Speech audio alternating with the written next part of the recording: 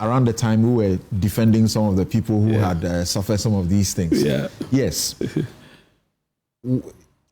Will this really work, that the president gives an order that reverse all the sales, cancel all of them?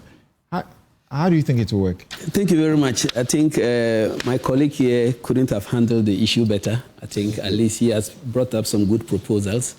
But let me first of all thank the good people of Garu. I'm sitting here addressing me as an MP, and also wish our mothers, today is International Women's Day. That's correct. And then all Ghanaians, happy Independence Day.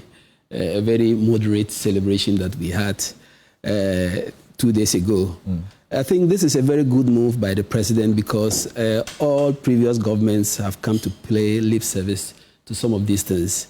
And then people see that it is very free, and they can easily go in to do whatever they can to possess state property without any fear of any sort.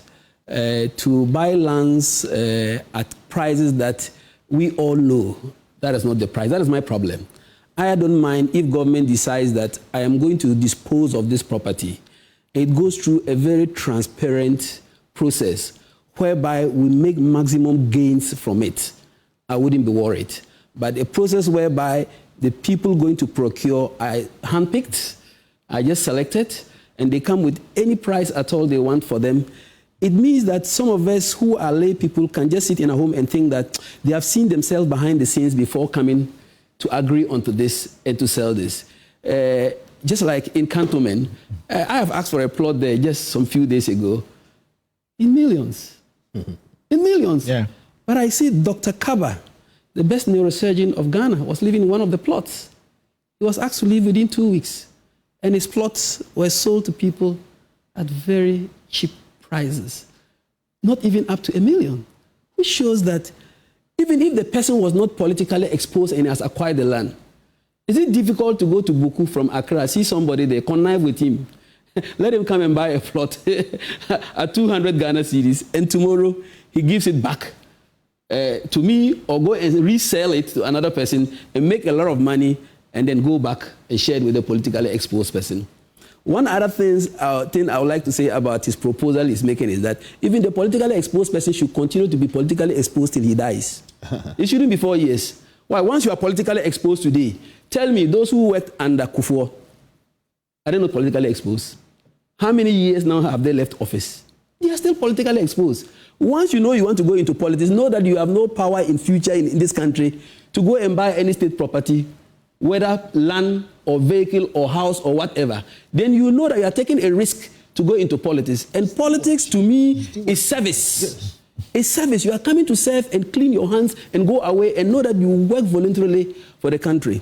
This move by the president to make sure they reverse all these lands, good move. It is sending a signal to current appointees that you can't do it because your own appointor is telling other people to reverse an agreement that was made to sell government land to them. So if I'm doing this today, tomorrow if you attempt, the next government who would come, which is not your party, would revenge. He will ask you to also return it.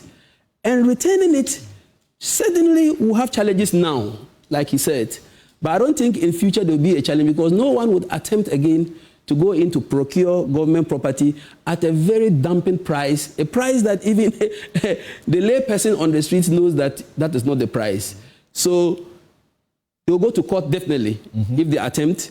We have to look at the value for what we want the land for and to see whether if we compensate the person and use the land to do what we want, will it benefit the country?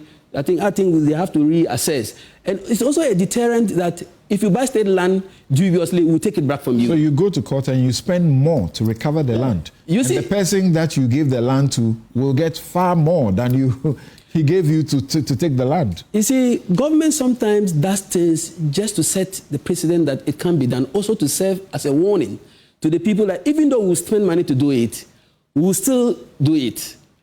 So that no one will attempt, so that the next person who will attempt, like from the Lands Commission, they have given you this work to do. You also hold some of those people to book. Because if they ask you to go and value a land and sell, they ask you to sell a land at some price, and you go and see that the price they are selling is too small, you, the person in that office who is not a politically exposed person, should talk. This is where I see the public servants and the civil servants not playing a role.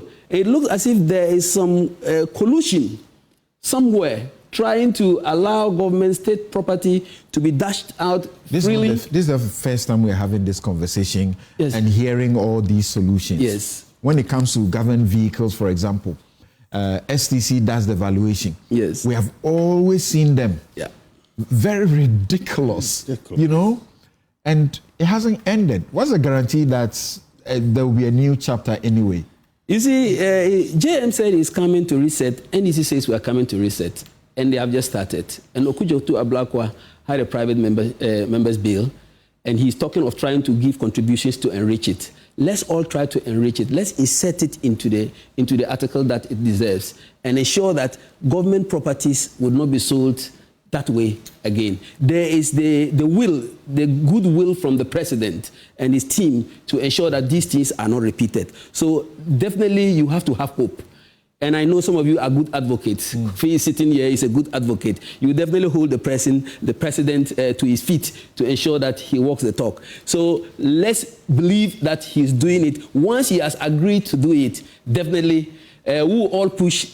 When it comes to parliamentarians, we all push. Kabiru is sitting here. We all ensure that the bill is passed to make it difficult for politically exposed persons to grab state property, and even grabbing it at a very ridiculous prices that goes against the state. So to me, there is definitely going to be a change. And to promise that you want to reset a country, you want to bring change and make government benefit from its property, I don't think he will renege on it because he may like to create his image, create a new name before he leaves government. And we are ready to support him achieve that. Okay, thank you very much.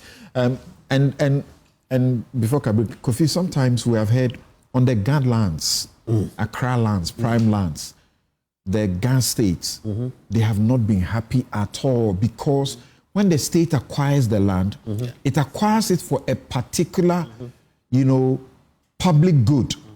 And then before they say, Jack, it's being given to individuals. Meanwhile, they have what the law calls the right of first option. And they don't even give them that right. That is part of the whole rubric I'm talking about. So if, for instance, you are holding Labone land in trust, and for any reason you choose to say, I don't need it again for that purpose, you should not be able to sell it to anybody. Because the law says so. You have to call back the Alodia owners and hand it back to them.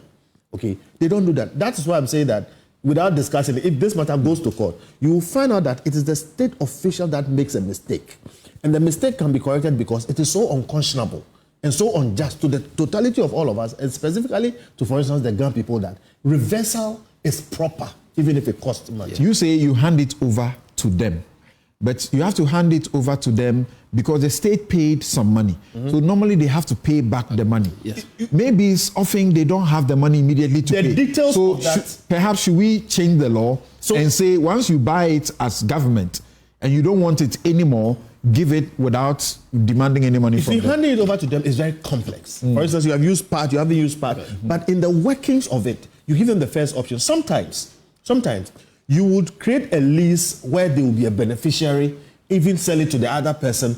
So again, this is not a place to discuss it, but I am 100% sure that it can be worked out such that state lands and all these things cannot be just handed over to individuals who buy them for peppercorn. All right? They either, if you did an auction, for instance, or whatever it is, the Alodia owners or whatever it is, there are all kinds of arrangements by which they can benefit from what. Look at Airport City. Okay, there was a fight over it, and if the government hadn't done what they did there, that place would maybe be a slum now. But we should have an arrangement where the people who are Alodia owners can benefit from the rents and things that come out of those places. So there are ways to do it, but the way not to do it is to have a chief of staff or some minister or some official say, because we need tools, we are selling it to this particular person. That is definitely wrong. Okay. Dr. Kabiru.